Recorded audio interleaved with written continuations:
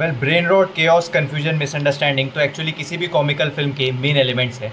But what if film maker, dialogue writer या screen play writer audience को उस world का पार्ट ही ना बना पाए, या फिर उस कन्फ्यूजन में कॉमेडी ढूंढ के या हंसने के लिए मजबूरी ना कर पाए।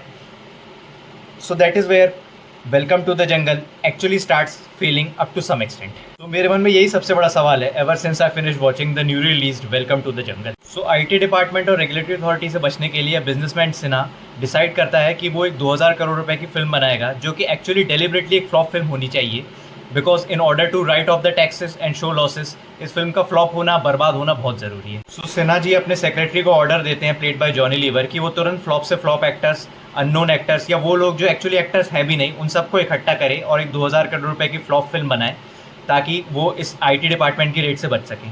But little did he know कि आईटी डिपार्टमेंट की रेट तो उनमें फिर भी पड़ी जाती है। एंड फिर इस टीम के पास एक चैलेंज होता है कि वो अपनी शूट एक ही दिन में पूरा कंक्लूड करे। तो क्या फिल्म मेकर्स इन अपने शूट एंड क्रू को ये बताएंगे कि एक्चुअली अब वो एक फेक लोकेशन नहीं बल्कि रियल लोकेशन में शूट करने वाले हैं? मोर ओवर क्या उन्हें पता चल पाएगा कि जिन एक्टर्स के साथ वो काम कर रहे हैं वो एक्चुअली रियल कैरेक्टर्स हैं? एंड ऑल्सो क्या उन्हें पता चल पाएगा कि जिस विलन से वो सामना करने जा रहे हैं क्या वो एक रियल विलन है या फेक विलन है? इज़ वॉट द फिल्म की स्टोरी अनफोल्ड्स। यस, मुझे तो इतनी समझ में आई। So let's move ahead with it. तो जैसे कि मैंने वीडियो के स्टार्टिंग में ही बात करी थी कि कन्फ्यूजन, केओस, मिसअंडरस्टैंडिंग तो एक्चुअली किसी भी कॉमेडी फिल्म के मेन एलिमेंट्स हैं। But yes, I am really unable to understand कि क्यों आजकल के फिल्म मेकर्स एक्चुअली ऑडियंस को उस वर्ल्ड का पार्ट ही नहीं बना पाते। जैसे कि I am a 90s kid and I still remember how eagerly I used to wait to watch Awara Pagal Deewana, Deewane में पागल, हेरा फेरी, फिर Pheri and a lot of David Dhawan, Priyadarshan and Rohit Shetty movies on the television. Yes, because क्योंकि तब OTT नहीं था। So I very well remember कि कैसे me and my family whole we use to enjoy these movies together, and कैसे उस कन्फ्यूजन और chaos को एक्चुअली हम एन्जॉय करते थे, कभी क्वेश्चन नहीं करते थे, डिस्पाइट नोइंग द फैक्ट कि yes there is no logic behind it, there is no authenticity behind it, there is no transparency behind it, या जो भी है। शायद वेलकम टू द जंगल के साथ भी सबसे बड़ी यही समस्या है, बिकॉज एक्चुअली यहाँ पे confusion and chaos and misunderstanding तो प्रेवलेंट है, बट लेकिन ऑडियंस एक्चुअली उस वर्ल्ड का पार्ट बनने के या उससे रिलेट करने का या आई वुड से उसके ऊपर हंसने के लिए तैयार नहीं है। Yes, there are exceptions. मैं जिस थिएटर में गया था it had almost 70% occupancy and may be 35% of people were actually laughing, but the rest 35% जो नहीं हंस रहे थे वो ये या तो शायद मेरी तरह बोरिंग है, सीरियस है, या हंसना भूल चुके हैं, या फिर आई वुड से कि पता नहीं यार, कुछ भी रीज़न हो सकता है। Well this needs a detail video and definitely if you want please let me know in the comments. मैं कोशिश करूँगा कि इस केओस, कन्फ्यूजन, मिसअंडरस्टैंडिंग को हमारी ऑडियंस या हमारी जनरेशन की ऑडियंस क्यों रिलेट नहीं कर पा रही है, क्यों हंस नहीं पा रही, इसके ऊपर I definitely make an video. 15-20 लोगों की स्टार कास्ट में एक्चुअली सभी एक्टर्स बहुत अच्छा परफॉर्म करते हैं and they actually knew what eventually they are getting into. Yes, the captain of the ship is definitely Akshay Kumar, but या आई वुड से कि ये सारे एक्टर्स जब एक साथ इकट्ठे होते हैं तो डेफिनेटली आवारा पागल दीवाना या दीवाने में पागल का नॉस्टैल्जिया फैक्टर आपके पास आता है। And yes, this tree of Akshay Kumar, Paresh Rawal and Sunil Shetty, जो एक्चुअली हेरा फेरी की भी याद दिलाता है, इस प्रेवलेंट इन द फिल्म। वैसे ये फिल्म की जब शुरुआत होती है तो मेकर्स ने हैवीली इन सब फिल्मों को शुरुआत क्रेडिट दिया है कि कैसे ये are from the same makers of Hera Pheri and Awara Pagal दीवाना।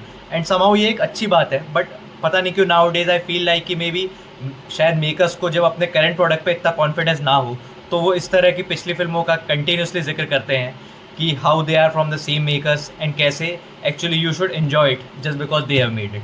वेल, मेकर्स ने सुनील शेट्टी और अरशद वारसी कैरेक्टर्स को मजनू भाई और उदय भाई के भाई बनाकर, आई मीन ब्रदर्स बना के, पता नहीं एक अच्छा मूव है या एक डम मूव है, but I would still say that they bring some kind of comic relief. Mostly जैसे सुनील शेट्टी कैरेक्टर का नाम है येड़ा अन्ना, जो कि एक्चुअली रिमाइंड्स यू ऑफ आवारा पागल दीवाना, और उनके चीज़ों और रेफरेंसेस को भूल जाना और वो करके रेफरेंस करना is actually very funny. So yes, there are some good gags, good laughs, and being a I still say being a 90s kid you will definitely enjoy it.